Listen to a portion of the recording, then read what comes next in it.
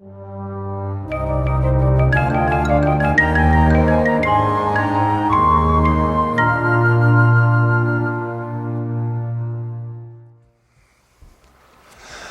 a contract penalty clause which is related to this third commandment, and this is also review. A penal clause is a secondary obligation. This is why Galatians is misunderstood. Entered into for the purpose of enforcing the performance of a primary obligation. It's a secondary obligation. A penal clause in an agreement supposes two obligations, one of which is the principal and the other is conditional. So there's a principal obligation and a conditional. A penalty always includes two distinct engagements, and when the first is fulfilled, the second is void. When the first is fulfilled, the second is void. That's key. The penalties are void if the first is fulfilled. If we would have fulfilled the first, there would have been no penalties. Now we didn't, but who fulfilled it for us? Jesus. So we still get out of the penalties.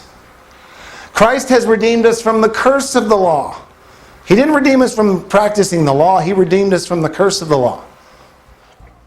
Wherefore then serves the law? It was added because of transgressions. Galatians chapter 3 is talking about the curse of the law, not the law. I know this is review because we did this before, but it's a secondary obligation. God's law contains two separate contracts. If we keep the first one, the second is void. The penal laws is exactly what we've been saying. Those laws which prohibit an act and impose a penalty for the commission of it. That's two different laws. We do that in law today. There's a law that says you shall wear your seatbelt when driving. There's no penalty for me yet. But when I break that law, what happens? There's a secondary obligation, a secondary law that is now imposed on me and I need to pay it. Does that make sense? This is a separate law. It's two distinct laws, and you can look at the context and see which ones Paul is referring to. That's one of the reasons Paul was very misunderstood. Peter even quoted saying, hey, some of this stuff's hard to get. This is why. He was a lawyer. He understood, how law really functions, and we don't think like that today. 100 years ago, people in America did. There's two obligations. The first obligation is to keep God's commandments, statutes, and judgments. That's our job. When we break it, the second obligation is conditional. If we break God's commandments, we receive a penalty. So those are the two laws. If you've ever spoken to me about it, I say that a lot. Galatians is one of the best books in the world. Wherefore then serves the law? It was added because of transgressions till the seed should come. What law do you add because of breaking the law? Penalties. Yeah. So God's law traces all the way back to the Garden of Eden. When did He add the penalties? Sinai? Mosaic. Well, that's where He codified it, but I believe Genesis 3. The curse. Right there, He added the law. Then He clarified it through Moses when He codified it. For as many as are of the works of the law are under the curse, for it is written, cursed is everyone that continues not in all things which are written in the book of the law. What's the difference between the book of the law and the curse of the law here? You're talking about the law and the penalties. There's two distinct obligations. Okay, until we look at Galatians that way, we're not really going to quite get it. And a lot of times we see, well, this is nomos, that means law. It's got to be the Ten Commandments. No, his context is clearly the curses, the penalties of the law. We're not under the law. I am not under the United States law right now.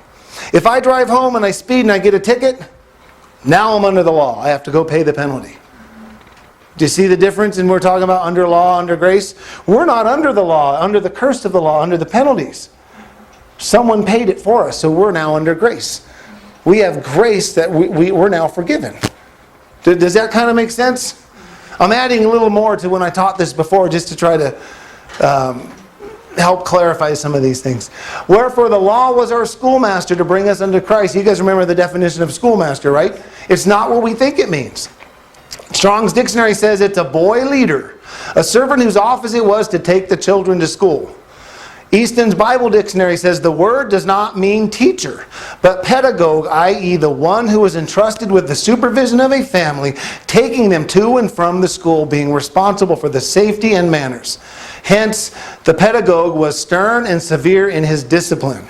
So this is the curse of the law, Galatians chapter 3 still, disciplining us till we find the Messiah.